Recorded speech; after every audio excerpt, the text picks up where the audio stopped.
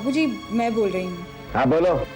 वो शशि का फोन आया था मेरे मोबाइल पर। हाँ, फिक्र हो रही थी बेचारे को तुम्हारी, लेकिन तुम्हें तो अपने सहकर्मियों का साथ ही ज्यादा रास्ता था। पति तो अब पल्ले पड़ ही गया, जाएगा कहाँ ससुरा। इसी फितरत वाली औरत हो ना तुम।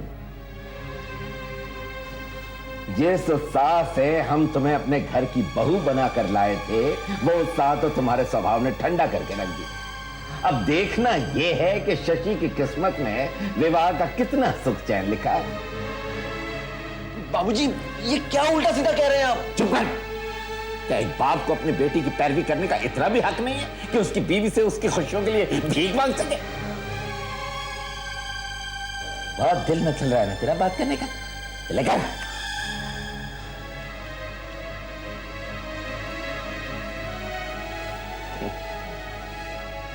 वाह निर्मल बाबू, अच्छी सुनाई आपने। अरे जल बन गई होगी ससुरी। तू भी इसे समझाना। तेजस्विनी, ये क्या मजाक है? तुम वहां कॉलेज में शैलेश के साथ घूम रही हो, या घर पर आकर हमारे साथ लंच भी तो कर सकती थी ना? हाँ शशि, आजकल तो मुझसे एक के बाद एक गलतियां ही हो रही हैं, और मैंने वो बातें भी सुनी जो तुम्हारे बाबूजी ने तुमसे कही। हाँ, तो कोई गलत बात तो नहीं की ना उन्होंने? नहीं नहीं, बिल्कुल नहीं। हाय तेजस्विनी।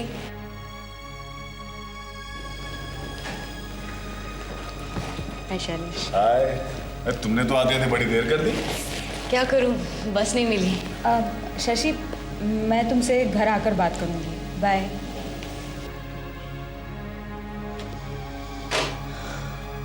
शशि भैया, निर्मल बाबू की बात को जरा गौर से सुना कीजिए।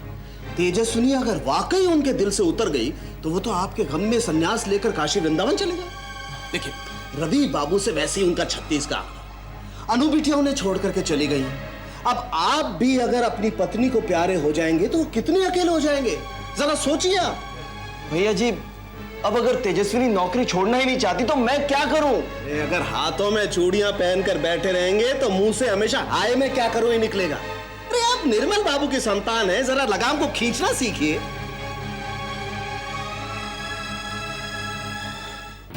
Tejaswini, I am really very sorry. उस दिन कॉलेज में मैंने तुम्हें बहुत ताने दिए। इट्स ऑल राइट यार। और तुमने जो कहा वो ताने नहीं होते, वो तो तुम्हारे दुखों की हल्की सी फुलझड़ी थी। ताने क्या होते हैं ये तो मैं अब जान रही हूँ। अब मतलब? वेल, तेजस्विनी जी अपने ससुराल के माहौल में भली प्रकार से व्यवस्थित होने की पुरजोर कोशिश कर रही हैं, लेकिन इनके ससुराल का माहौल इनकी हर कोशिश का मुंह तोड़ जवाब दे रहा है। शैलेश क्या कह रहा है, मेरी तो कुछ समझ में नहीं आ रहा है। ड्रामे का डायलॉग कह रहा है वो। तुम ज्यादा परेशान मत हो। तुम सुनाओ, how is your husband? Is okay, वही सेम ओल्ड डिप्रेशन। और वो तुम्हारा मकान मालिक? हाँ, वो चालू है। हमें तो अब आदत सी हो गई है उसकी। चक्रधर आता है कभी कभी, हमें मकान खाली करने की सलाह देता है। मैं उसे झाड़ती हूँ और वो मुस्कुराकर चला जाता है। एक बात मैंने तो तय कर लिया तेजस्विनी, अगर एक चक्रधर और रह गए ना इस कॉलेज में तो मैं इस्तीफा दे दूंगा। मैं भी दे देती हूँ, तो हम तीनों की एक ही क्वालिफिकेशन होगी, बेरोजगार शिक्षक। और इन दिनों तो चक्रधर के साथ कोई एक लड़का भी आता है, रोहित। ही इज जस्ट, हमेशा उसकी आंखों में खून सवार रहता है। आई नो दिस रोहित, ओंकार मल्होत्रा का बेटा है ये। ओंकार मल्होत्रा? मतलब वही ना जिसके खिलाफ तुमने रिपोर्ट लिखवाई थी?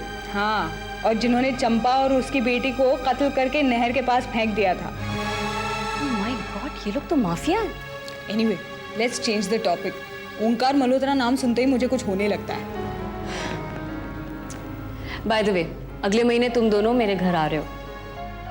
क्यों? हमारी एनिवर्सरी है। काफी टाइम से कोई सेलिब्रेशन नहीं हुआ है।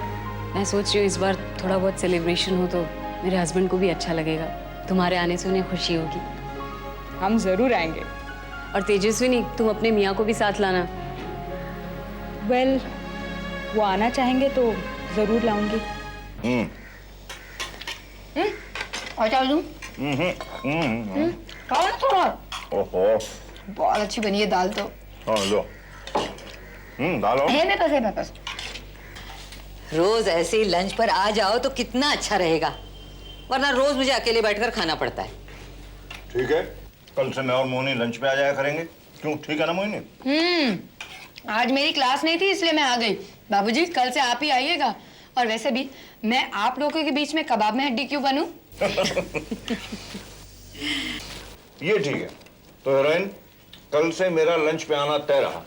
रहने दो, मैं खाना बना के बैठ जाऊंगी और तुम फोन करके मना कर दोगे।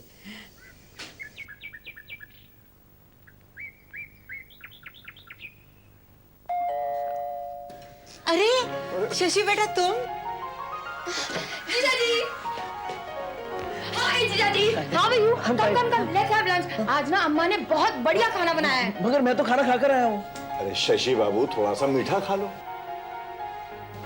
प्रभा देवी, शशि बाबू के लिए मखाने की खीर। हाँ हाँ, शशि बेटा बैठो तुम। मोहिनी जा कर लिया। नहीं अम्मा, रहने दीजिए। वो मैं थोड़ी जल्दी में हूँ, आपसे कुछ जरूरी बात करने आया था। हाँ हाँ बोलो। अम्मा, मैं आपसे अकेले में बात कर सकता हूँ?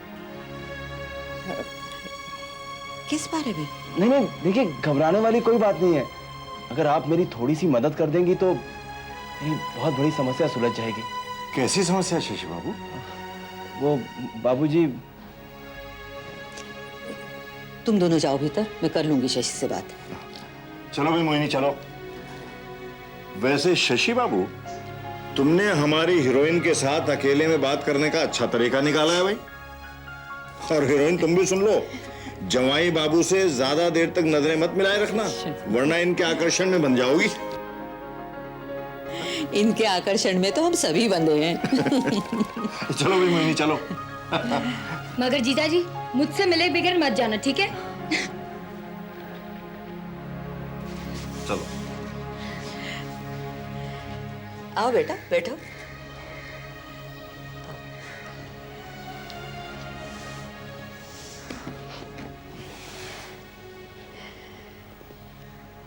बोलो बेटा, कौन सी समस्या की बात कर रहे थे तुम? वो अम्मा, मुझे समझ में नहीं आ रहा बात कैसे शुरू करूं। ऐसी कौन सी बात है बेटे? अम्मा, बाबूजी इन दिनों काफी नाराज हैं। तुमसे? मुझसे भी और तेजस्विनी से भी। क्यों? अब बाबूजी का सोचना गलत भी नहीं है। मगर क्या सोच रहे हैं वो? वो चाह रहे हैं कि तेजस्विनी कॉलेज की नौकरी छोड़ दे। मगर बेटा, एक दिन तो तेजस्विनी नौकरी छोड़ ही देगी, जब उस पर एक माँ की जिम्मेदारी आ जाएगी। अरे हाँ, शायद इसीलिए बाबूजी ने मुझसे ये बात कही होगी। देखिए ना, आपने बाबूजी की भीतर की बात को एकदम से जान लिया और मैं तो समझ ही नहीं पाया। मगर बेटा, अभी तो तुम लोगों की शादी हुई है, और फिर इतनी जल्दी शायद तुम लोगों को परिवार को बढ़ाने की सोचनी भी नहीं चाहिए। और फिर तेजस्विनी से भी तो पूछो। वही तो मुसीबत है अम्मा, वो नौकरी छोड़ने को तैयार ही नहीं है और मैं तो उसे फोर्स भी नहीं कर सकता ना। आप ही उसे कहिए ना नौकरी छोड़ने के लिए, वरना बाबूजी का गुस्सा बहुत तेज है। कहीं कुछ उल्टा सीधा ना कह दे तेजस्विनी को। और देखिए, मेरे यहाँ आने की बात भी नहीं पता चलनी चाहिए बाबूजी को, वरना वो एक बार फिर मुझ पर भड़क जाएंगे।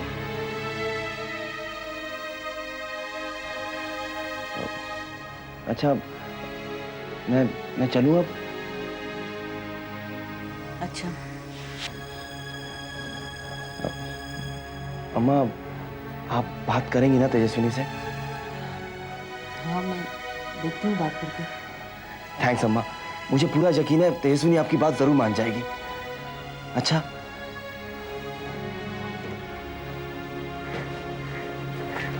अरे शशि, तुम यहाँ? हाँ, वो अम्मा से मिलने आ गया था। लेकिन तुम घर नहीं गई, यहाँ आ गई? अम्मा को थोड़ा काम था इसलिए यहाँ चली आई। तुम कहाँ जा रहे हो? मैं तो बैंक वापस जा रहा हूँ। वो बाबूजी ने मुझसे कहा है कि कुछ दिनों लंच के लिए घर पर ही आया करो। वो मैंने कह दिया अम्मा से, वो तुमसे बात कर लेंगे। किस बारे में? वो अम्मा ही तुम्हें बता देंगे। अच्छा, मैं चलता हूँ, तुम ज्यादा देर मत करना। अच्छा अम्मा।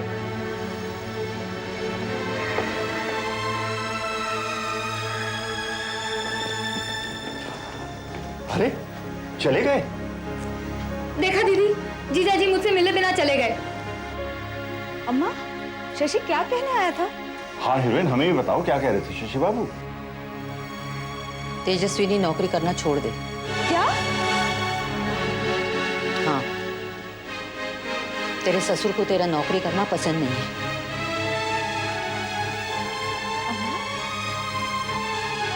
शशि तुमसे ये कहने आया था? हाँ, क्योंकि शायद तूने उसे नौकरी छोड़ने के लिए मना कर दिया।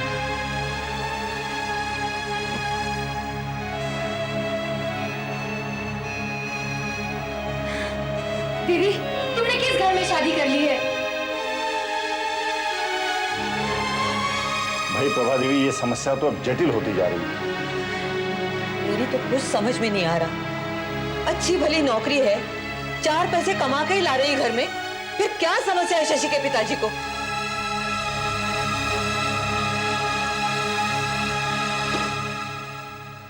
तेजस्विनी नौकरी छोड़ेगी नहीं और हम उससे नौकरी करने नहीं देंगे।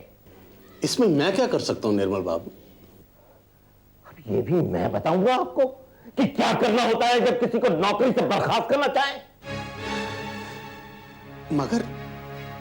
मगर कोई वजह भी तो हो निर्मल बाबू।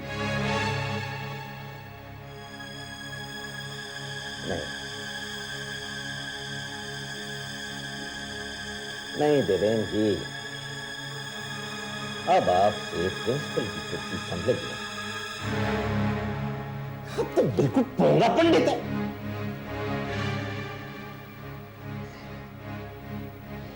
मेरे ख्याल से जनक जी की नौकरी के 3 साल रह गए हैं, जाते जाते उनका भी प्रिंसिपल बनने का ख्वाब पूरा कर दिया जाएगा। मगर निर्मल बाबू, मैंने पूरी ईमानदारी से मैनेजमेंट का साथ दिया है।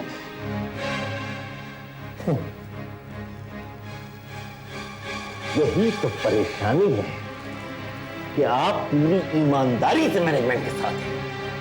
ईमानदारी और मैनेजमेंट एक साथ नहीं चलते देवेंद्र जी। वैसे आपको क्या पता कि मैं क्यों तेजस्विनी को नौकरी से निकालना चाहता हूं? क्यों? अब वो आपके जानने की बात नहीं है, मगर आपसे ऐसा कुछ नहीं हो सकता जिससे तेजस्विनी को नौकरी छोड़ने के लिए मजबूर होना पड़े। मगर निर्मल बाबू, शी इज हाईली क्वालिफाइड, छात्रों में लोकप्रिय है। तो छात्रों का ही सहारा लीजिए ना। लोकप्रियता अगर लांछन में बदल जाए तो आप तो नहीं समझे, है ना? इसीलिए कहता हूं कि मैनेजमेंट के नजरिए से आप कॉलेज नहीं चला सकते। देखिए निर्मल बाबू, मैं अभी प्रिंसिपल बना हूं। कई बातें वाकई मेरी समझ में नहीं आती। आप मुझे गाइडेंस देंगे तो सीख जाऊंगा। जब सीधी उंगली से घी नहीं निकलता तो उंगली टेढ़ी करनी पड़ती है। सो तो है। हाँ, आपने मकान के लिए कर्ज लिया था, वो अदा हो गया? अभी 1 साल लगेगा। ब्याज काफी भारी पड़ जाता है। ओह, यानी अभी आपको नौकरी से हटाना आपके लिए हानिकारक हो जाएगा। मैं मर जाऊंगा निर्मल बाबू। कहीं आप मेरी फाइल... नहीं, वो फाइल मैं नहीं खोलूंगा। गलती सभी से होती है। आपको पैसों की जरूरत थी तो आपसे वो एक गलत काम हो गया। अब वो गलती मेरे से कभी नहीं होगी। नहीं, आपसे तो होनी भी नहीं चाहिए। लेकिन वैसी गलती तेजस्विनी से तो हो सकती है ना?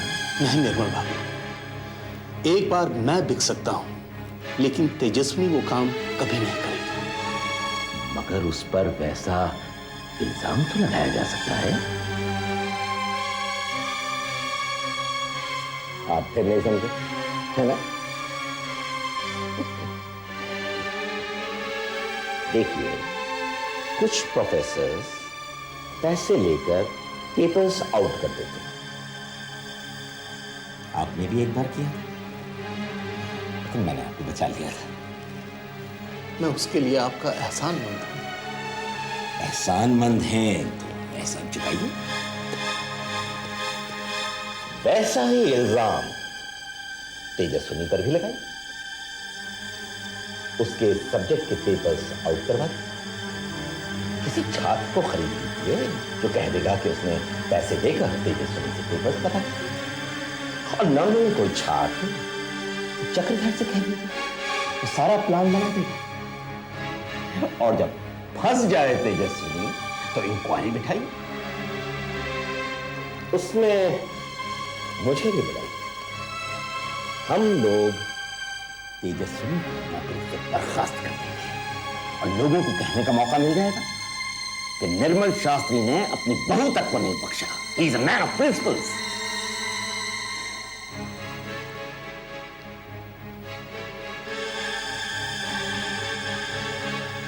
कर पाएंगे ये सब या मुझे जनक जी का सहारा लेना पड़ेगा? नहीं, जनक जी को तकलीफ मत दीजिए। समझ लीजिए आज से मैं मैनेजमेंट का एक हिस्सा हूं।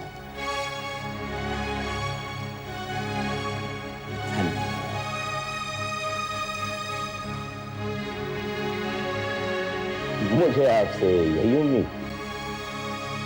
नमस्कार निर्मल बाबू। ओंकार जी आइए आइए, मैं आप ही की राह देख रहा था।